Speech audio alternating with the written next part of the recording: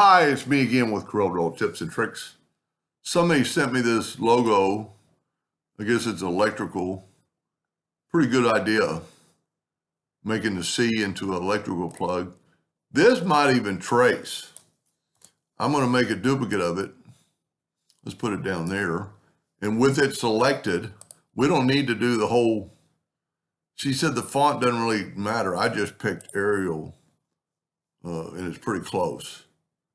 But with that selected, go to your crop tool. You have to have it selected, or, well, that wasn't the crop tool. You have to have it selected. Like right now, it's not selected. Got to have it selected, because if you don't, everything else on your page will crop away. Now, let's just see if I didn't try it.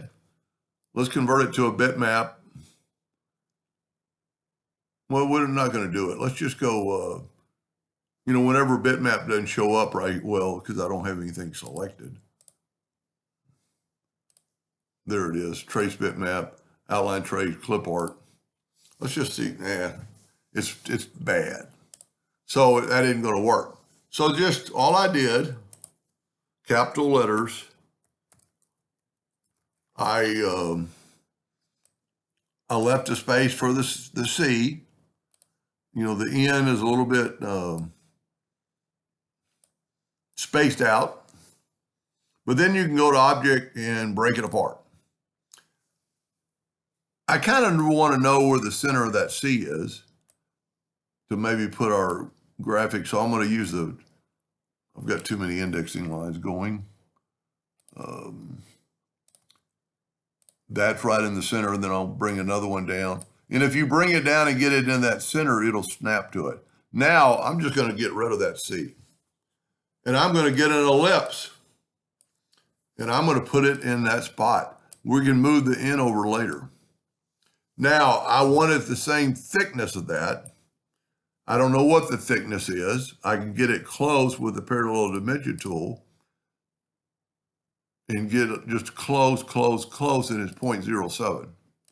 So if yours is points, you can go F12 and change it right here to inches, and then go 0.07. And there you have it, the same thickness. Now we're a little bit big, so at this time I would actually hold down the shift key and just kind of reduce it. Then I need to go to object and convert the outline to an object, and then I can left click, right click. I'm actually going to do it in a hairline so we can kind of see it do something in a second. And then I would just ballpark these angles right now, unless you're really doing it precisely. We could put this logo, well, this is the one I drew. You could put this logo on top. Let's just do that. It's a little bit bigger. Let's just try to get that logo in there. And that might be a good idea. Now and you can always nudge. Your hand can't really, that's a pretty good idea. Now I'm going to take that logo and make it a little more transparent so I can see my graphic a little better. And still we're not dead on, but we might have to, well, that thing's not a perfectly round C, or it might even be a C, but it's not an aerial C, I don't think. So you'd have to get a round C, but it's really easy to make. Then I'm just going to take a 2-point line, and I'm just going to swipe across, and then swipe across like right here. Now I'm not drawing in here line, I'm still drawing in somebody else's deal. And let's leave that transparency there. And we won't even, normally I would go ahead and move that logo.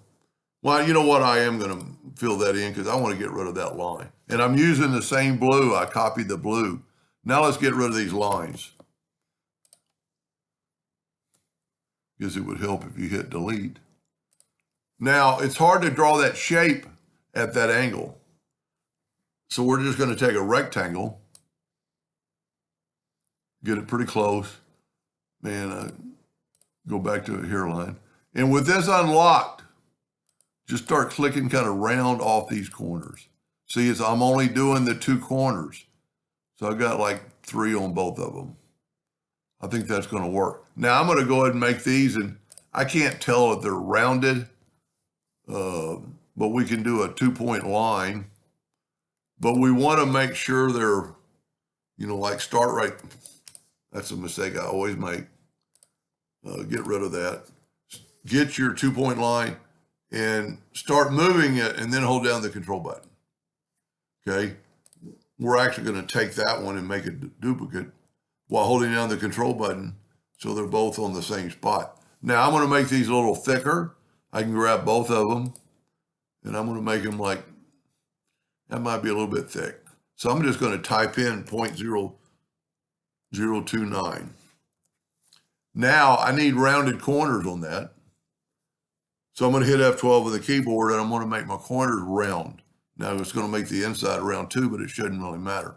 Now I'm going to take both. See how it's trying to tell me that that's really a hairline, and if we go to view and wireframe, it's basically a hairline.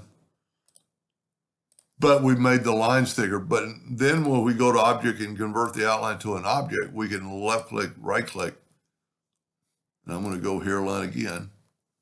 And then we can just take the Smart Fill tool or enter virtual segment delete key and delete that. And there's our shape. I'm going to go ahead and fill it in with that blue because I did a color sample. I normally would fill it in with black. Now I can take this thing and kind of tilt it in the same direction. I'm too far, but got to get a little bit closer. And I'm a little bit small, maybe not, but you can always expand it out. Now let's see what it looks like. Let me get rid of all this. And let's move this out of the way.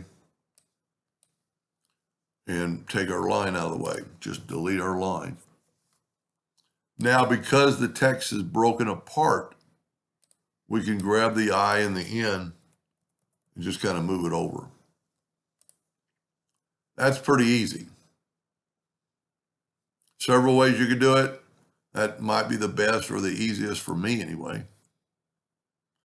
I hope that helped them a little bit. Thank you for watching.